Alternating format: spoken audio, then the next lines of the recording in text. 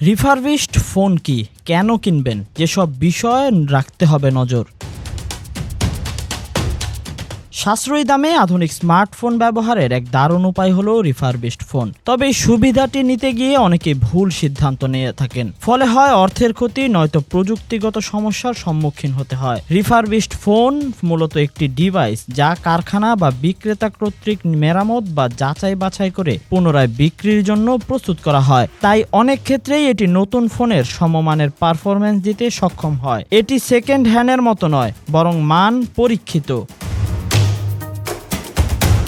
সাধারণত রিফারবিশড ফোনগুলো বিশেষজ্ঞদের দ্বারা যাচাই ও মেরামত করা হয়, তাই এটি অনেক ক্ষেত্রে নতুন ফোনের মতোই পারফর্ম করে। বেশিরভাগ বিশ্বস্ত ব্র্যান্ড ও রিসেলার রিফারবিশড ফোনে 6 মাস থেকে 1 বছরের গ্যারান্টি দিয়ে থাকেন।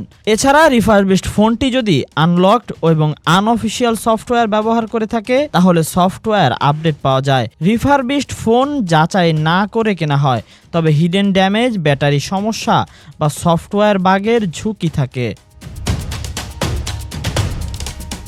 রিফারবিশড ফোন কেনার আগে কিছু গুরুত্বপূর্ণ বিষয় জেনে নেওয়া খুব জরুরি। 1. রিফারবিশড ফোনের সঙ্গে ইউজড ফোনের মধ্যে একটি গুরুত্বপূর্ণ পার্থক্য হলো রিফারবিশড ফোনে পেশাদার মেরামত এবং পরীক্ষিত মান থাকে, তাই ফোনটি অফিসিয়ালভাবে রিফারবিশড কিনা তা যাচাই করে নেওয়া জরুরি। অ্যাপল, স্যামসাং এবং হনার সহ অনেক বড় ব্র্যান্ড তাদের অফিসিয়াল ওয়েবসাইটে রিফারবিশড ফোনের তালিকা দিয়ে থাকে।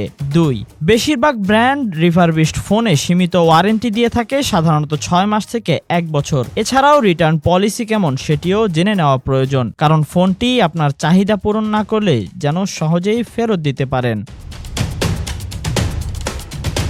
3. রিফারবিশড হলেও ফোনটির ফিজিক্যাল কন্ডিশন ও স্পেসিফিকেশন ভালোভাবে যাচাই করা জরুরি। স্ক্র্যাচ, ডিসপ্লে সমস্যা বা ব্যাটারি ড্রেনের মতো সমস্যা থাকলে সেটি অনায়াসে ধরা পড়ে না, তাই ফোন হাতে পাওয়ার সঙ্গে সঙ্গে তা ভালোভাবে পরীক্ষা করে নিন।